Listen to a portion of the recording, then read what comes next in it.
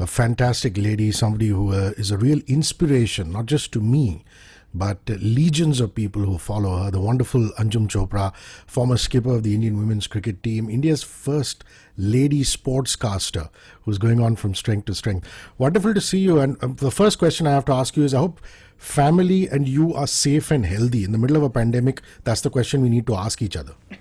True, true, true. Thankfully, God's been kind. All of us are well. We've been at home. सब कुछ ध्यान से, through the lockdown, we've been very careful and watchful. But yes, had to start work back. And for me, work is back. But for family at home, they've been very cautious. But yes, all's well. Thank you. And how are things with you? So far so good. I can't complain. I'm not missing the traffic. But sometimes when you get to meet people like you face to face in the studio, and then you have to do it on a video call, you say, oh, why? But it's okay. Aur bhi gham hai duniya mein, like they say. Absolutely. So it's been an interesting three T20Is. This is the fiercest rivalry on the planet. I mean, if we can take aside the India-Pakistan situation. And, in a lot of ways, Australia are going to be thirsting for revenge. And as we go into the three ODIs, considering you're going to be one of the broadcasters, what are your preliminary thoughts? I think those guys, Finch's bunch are baying for blood now. Absolutely, and absolutely. They've tasted success in the last T20. That's the third one.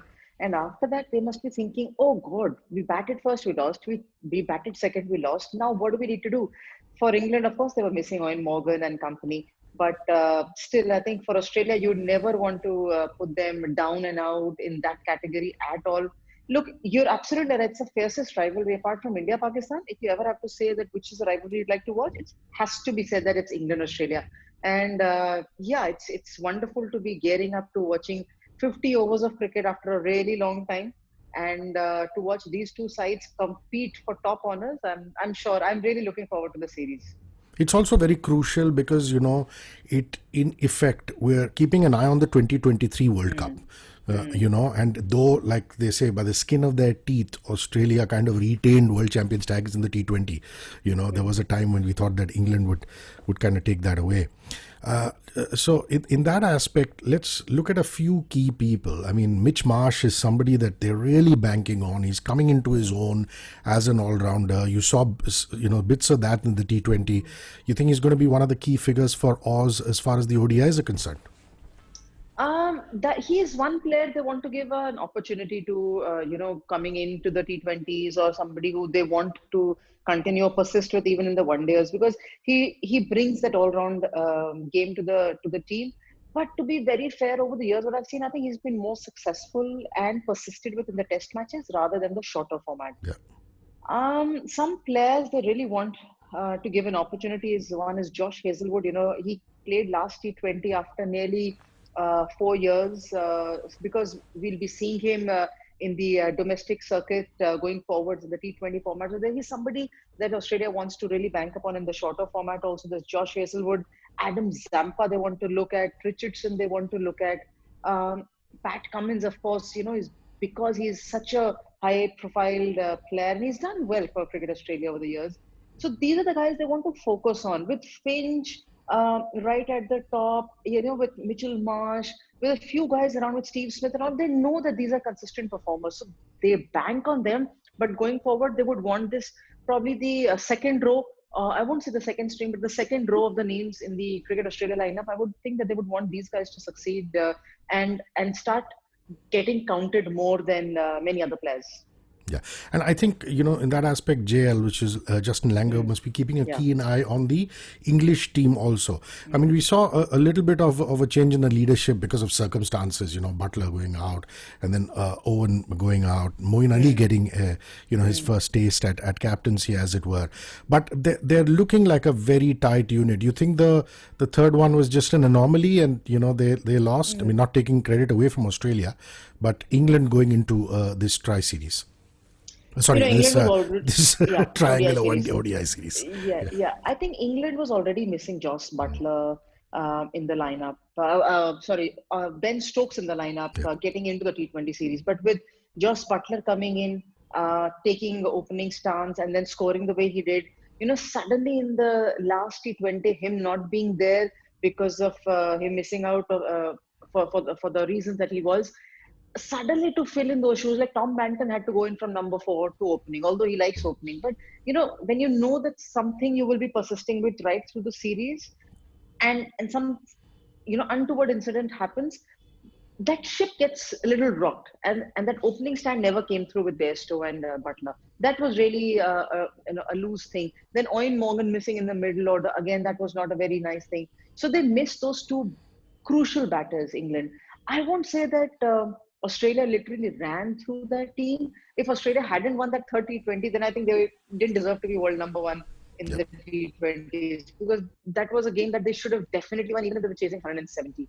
But going forward, I still feel, with England winning the World Cup, the confidence is there. That looks like a very well, gelled unit, very well, the kind of unit which you want just before the World Cup starts and just before the World Cup finishes. The team needs to exude that confidence that we are world champion, and it's not going to be easy to roll over us. And England does give that kind of picture. But I'll still say, in the one-day cricket, again, as in the shorter format, they will be missing. If Owen Morgan doesn't take the field, I think he'll be a big miss. Ben Stokes again will be a big miss. Let's come to your broadcasting now. I mean, I remember meeting you in the second season of the Premier League at RK Studios, and walking up to you and telling you how I marvel at your equal fluency in both Hindi and English, and how you would just rock it. You're just a complete rock star that you are. This must be interesting for you because it's a Hindi commentary. Plus, Gava is also a guy with a great sense of humor, Rohan Gavaskar. So, talk about looking forward to the broadcasting stint. Beautiful. I think it's wonderful. To be very honest, without sounding cliched, I think it's a real blessing to be a part of the commentary team, to be a part of the broadcasting team. I always tell this to people. People say, "Oh, you get to travel the world, you get to see places, you get to do commentary."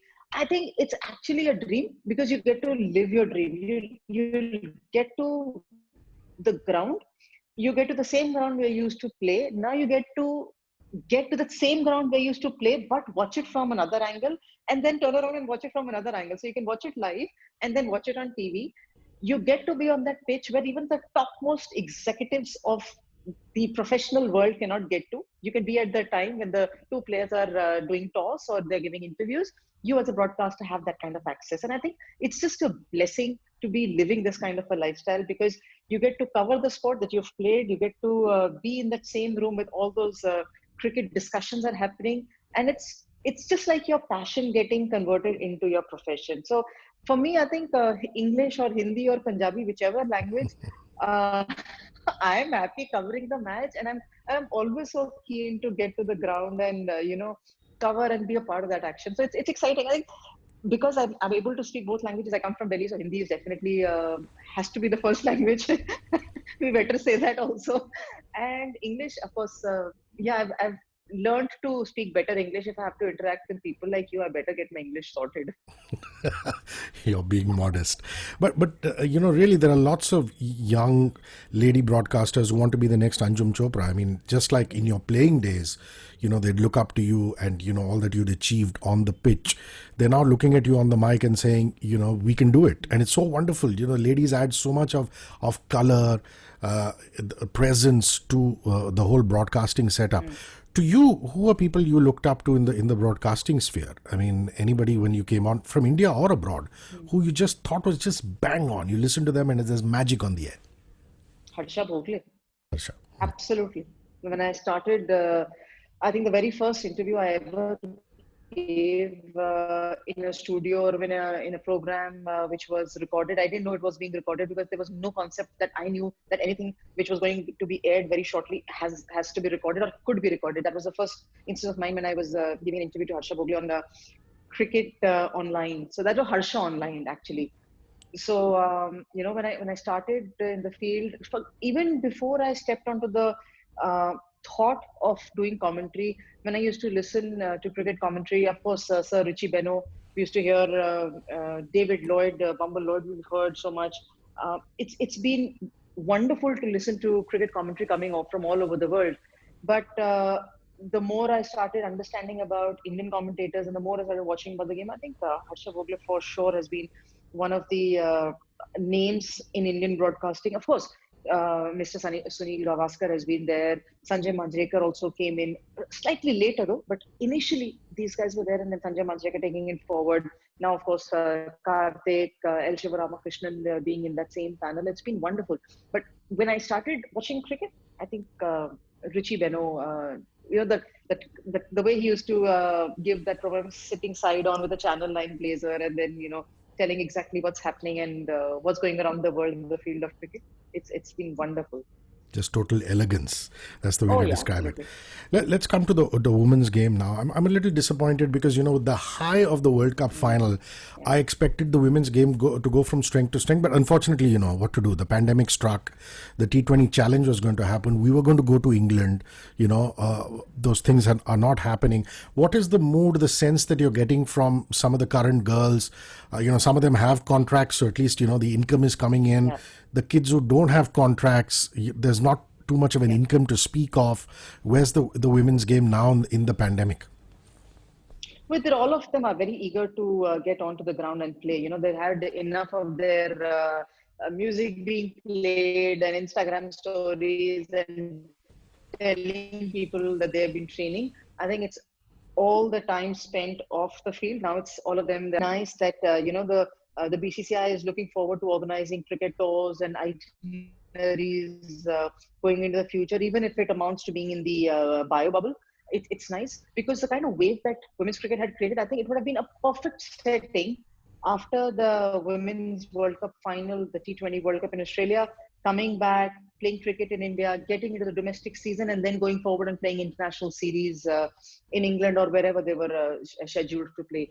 But having said that, everything getting paused now with cricket starting, resuming, we are hoping that whenever the girls get back onto the park, at least the first thing is they all get to start playing and they all start performing the same way as from where they finished. It's not going to be easy at anywhere. It's not going to be easy, but I think as a player, you just want to get back onto the ground and start playing.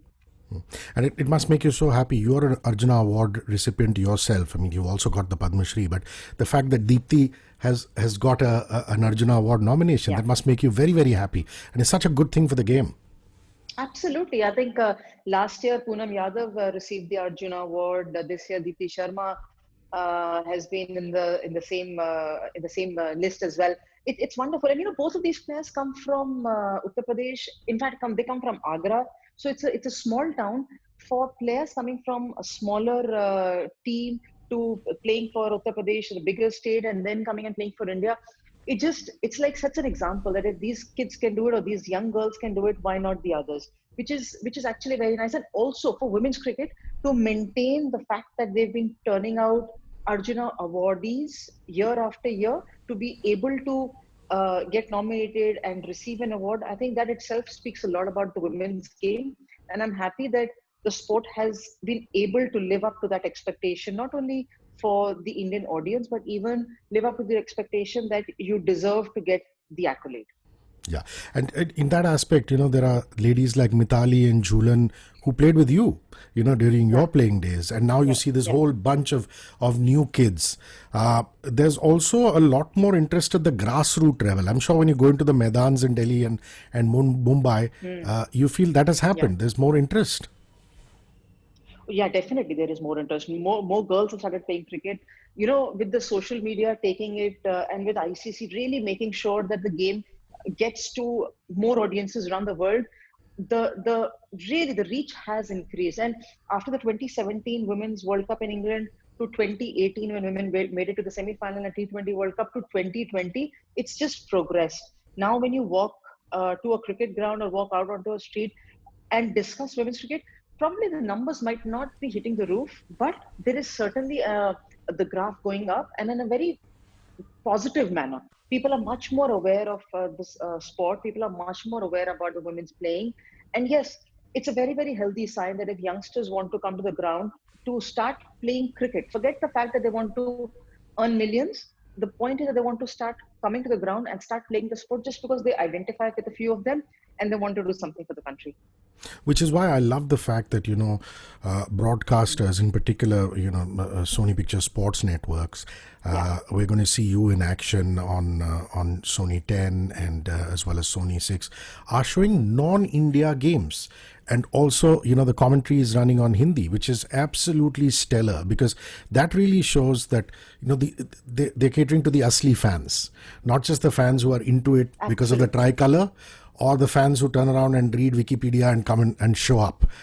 These are the actual fans who like the game for what it is, and the ladies' game at that. Absolutely. I think with the men's matches coming, even in Hindi, like especially with this England-Australia series happening, I mean, not many people will say that, oh, let's watch England-Australia series just on the English commentary feed. Now we are even doing it on Hindi feed, which is, again, catering to mass audiences.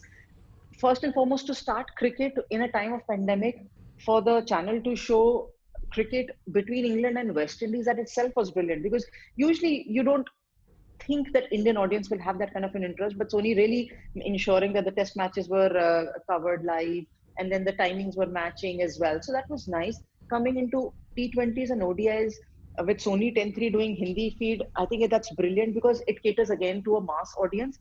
And, it also, of course, there is one of their campaigns that, Asli cricket fan try to, there's a campaign that let's recognize the Asli cricket fan, and they offer prizes to the winners as well.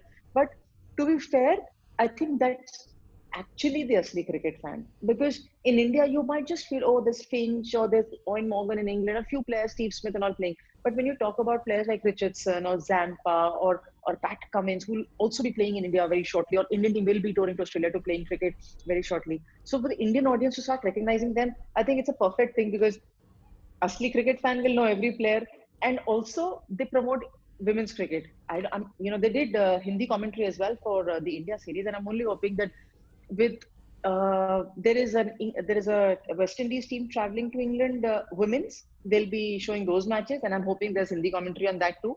And then after that, there's also the Australia-New Zealand series happening. So it's like something that you feel there's too much of cricket. Yes, it's an overload of cricket, but again, that's an opportunity for people like me and the fans to know the sport more and to follow it. You actually preempted my next question, because the West Indies Women Tour of England 2020 is something that's coming up in the end of September, and immediately after that is the Australian women versus New Zealand women. So these are two fantastic series, and lots of spotlight on Elise Perry returning to the Aussie side after her hamstring injury. So I just want you to briefly touch upon these four teams and who you're keeping your eyes out on, and what you think of the matchups.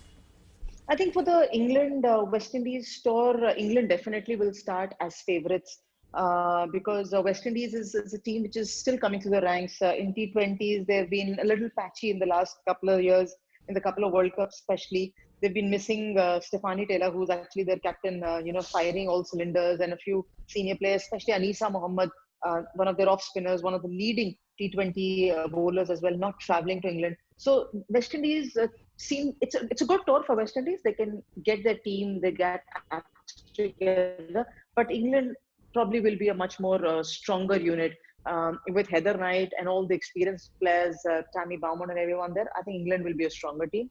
But when you look at the other series, Australia and New Zealand, these two sides in a World Cup, probably New Zealand or probably Australia has always had the better of New Zealand.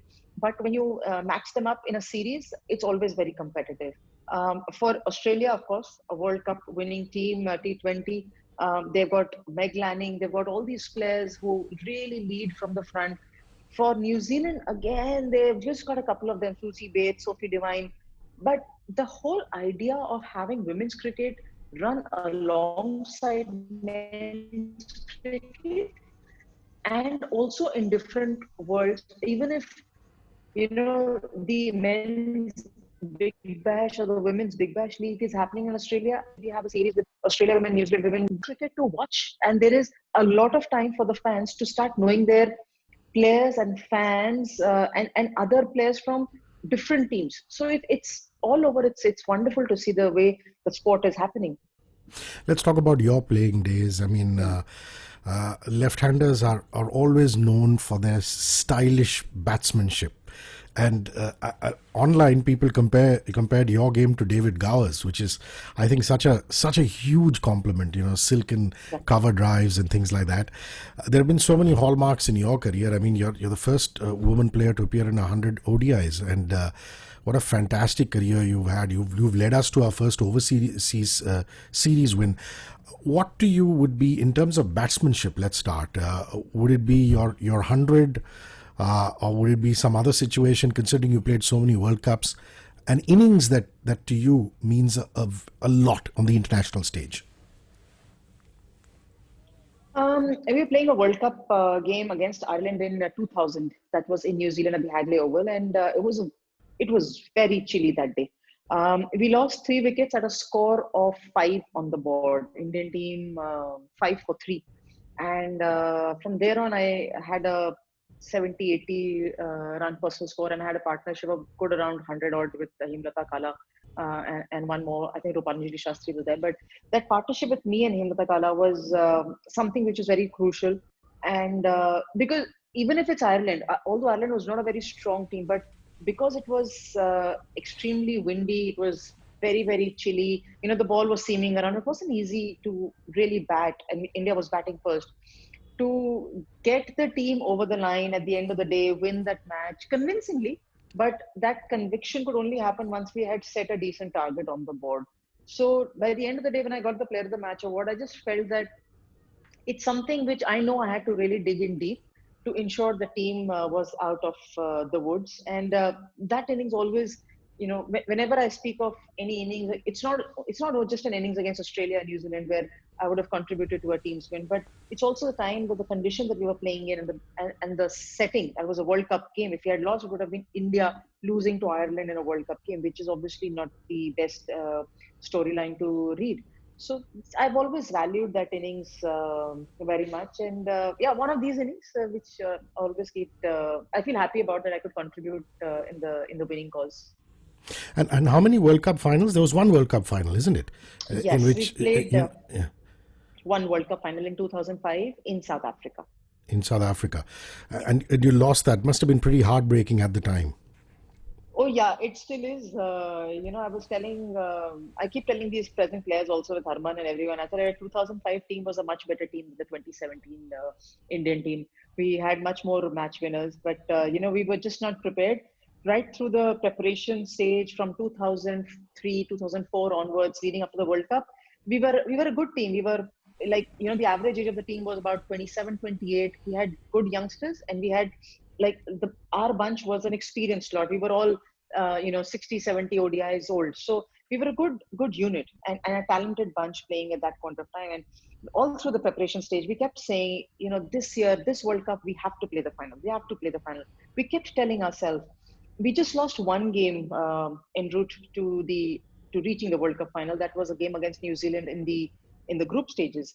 Right through, we won all games. So when we reached the finals, the night, the penultimate day, when we were just training, and all of us were like, wow, we were in the Centurion Park and training, and like we were like, oh, this is what we had dreamed of as a team. So to Australia in a very much a one-sided affair, which we realized later on that right through we were talking about reaching the World Cup final. We should be there. We should be there. And when we reached there, we actually didn't know what to do. Not that we didn't know how to play cricket, but I think that final is always about reaching the mental aspect more than the skill aspect. Because if you keep telling yourself that it's an achievement that you've made by reaching a milestone, then I guess a lot of your energies get taken away from that. But if you keep telling yourself it's this is the target, I have to play the World Cup final, and all your energies are focused towards that, then the mind sets things accordingly. And we all know that it's about the mind setting things first, and in order for everyone to achieve the target. So we always felt that it was an opportunity lost, and the best opportunity lost. I won't even say that 2017 was an opportunity lost, because 2017 at least they had the world watching them. In 2005 we didn't have the world watching us, and at that point of time, if we had won the World Cup, I'm sure whatever happened in 1983 would have happened in 2005, or even going forward by 2008 or 2009, things would have changed for women's cricket much more earlier than what it has changed just about 4 or 5 years back. So, now you're so busy in your broadcasting career. In fact, one series gets over and another one starts. One tournament gets over and another one starts. It's a wonderful position to be in. But have you missed taking on a consultancy or coaching role for a while? I mean, I remember about 7 or 8 years ago, you were attached to the South African team. And, it True. was in the news saying that, you're a technical director and this and that. Yeah. Other than, the youngsters coming these days and saying, Didi, give us this tip and Didi, give us that tip. Um, are you missing a coaching role, or are you just happy doing the broadcasting bit right now? I'm happy. I'm extremely happy doing the broadcasting bid. Any of the coaching roles, to be fair, hasn't really come to me. This Cricket South Africa role that came to me was completely out of the blue, and that one phone call that came to me, that would you like to be in a green South African shirt in an Indian dressing room? That was completely out of the blue, and I enjoyed my time. I wanted to continue, but a lot of things at the top management level changed in Cricket South Africa and even back here. And something didn't really work out for me to continue with Cricket South Africa. But the consultancy role, off and on, if it comes around, I do it in bits and pieces. Nothing has really been offered for a long term. But I won't say that I'm unhappy doing this. I'm pretty pleased and I'm pretty happy. It's only got, I mean, at the end of the day, you only got certain days in a month to work or certain days in a year that you can put in. So it's good to balance the two things. If an opportunity arises when I'm not busy doing commentary and somebody requires my little bit of expertise in the field, I'm happy sharing that. But I'm happy in this role. As I said, at least it gets me to interact with people like you and share some space. Wonderful. Listen, I have to do a slight rewind because when you were talking about your playing days, I wanted to bring this up, but I just slipped it at that point in time. If I'm not mistaken, in 2006 in Taunton, you almost got 100. I mean, you were just a couple short of 100. And that was a landmark series because that led to the series win, didn't it? We won that game by 5 wickets. So that to me, I mean, it's like Ajit Wadakar's side going and winning in England. Just And historic. that So talk me and through that that. 98, that was a very important series for me as well. I was also coming back into the groove, a little bit of out of form and stuff like that. I was also battling an injury before the England tour. So the selectors really backed me to go ahead and be a part of the Indian team. So by the end of the day, when we were into the test matches, some form had already come back to me, and that match was extremely crucial as well because I think a lot of our top batters had already got out, and I was standing on one end, and my job was to ensure that I hold that end up very well. And I batted and batted for hours, and I batted really really slow. And when I was approaching, from 80 to 90, it took me a long time because I felt the pressure as well. But more than that, I think they started bowling really well, the England team. They had a off spinner who was bowling really, really well, turning the ball away from me. And then suddenly, when the seamer came in, she came in round the wicket. I thought it was going down like that feeling that when a bowler is bowling round the wicket, even it's getting angled, and you always feel that the ball is going down leg side. But when the ball struck my pad, the umpire gave me out. I was like, God, it was like a dream shattering moment that on 98 when I batted for almost like good 3-4 hours or even longer, and I came back to the dressing room. I didn't know to feel happy for the 98 and getting my team out of that little bit of a difficult situation, or to feel sad that I missed 100.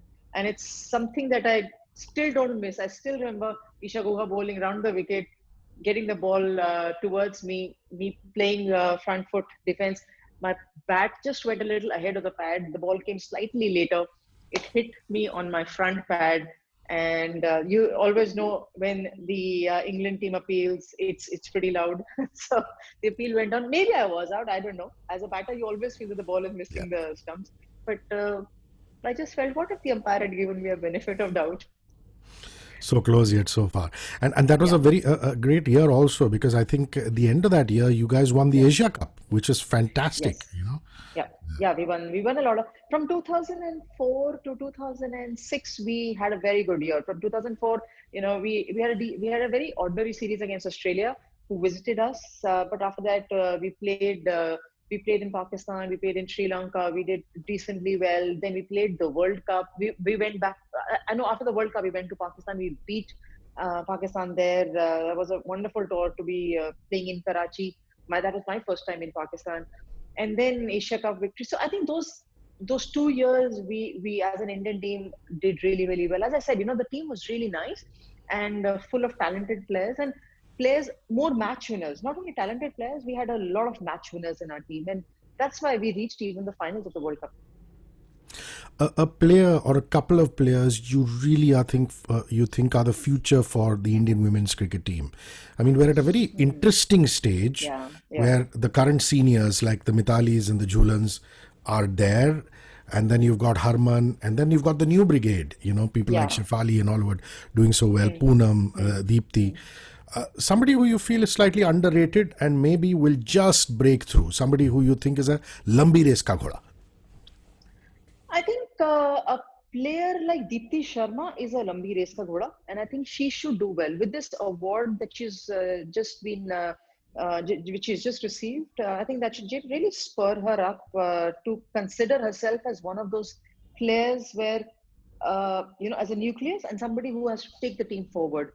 With Shefali coming in, Jemima coming in, they're still young. They're still around 20 years of age and younger.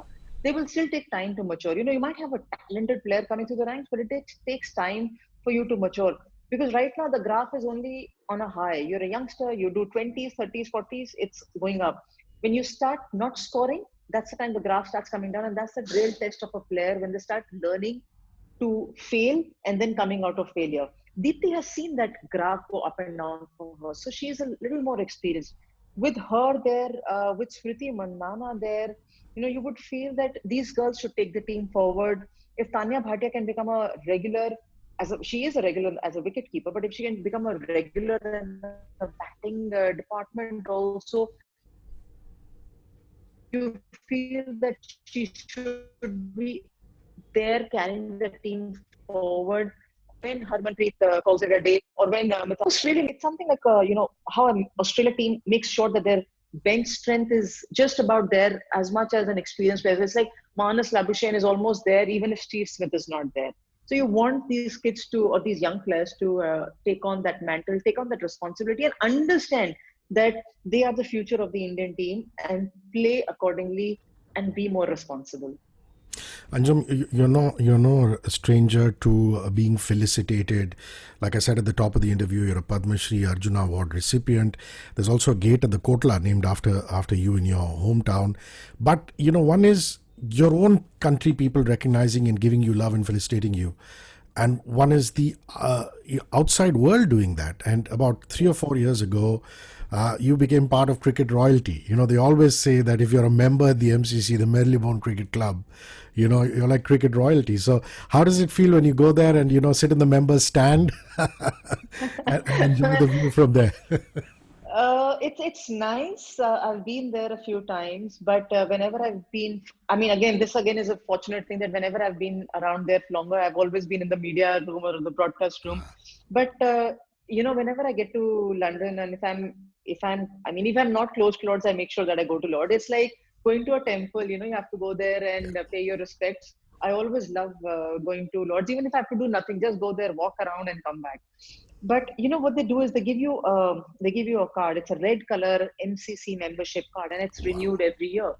So last year when I went and I said, my card was valid till 2019 or 2018. She says, don't worry, we always make sure we give you the fresh card, and the old ones you get to keep them. Don't return us those booklets back. Keep them with you because that's yours. It's just that even when we get an Arjuna Award, we get a iCard. So similar manner, when we are members of the MCC, we get a small little red little booklet, and it's nice little possession. It reminds you that when I see it in my bag, it reminds me that the English people have recognized Indians, so I feel happy about it. Anjum, I can't wait for the ODI series to kick off. England, Australia, and catch you doing your wonderful commentary, like they say, like makhan it flows.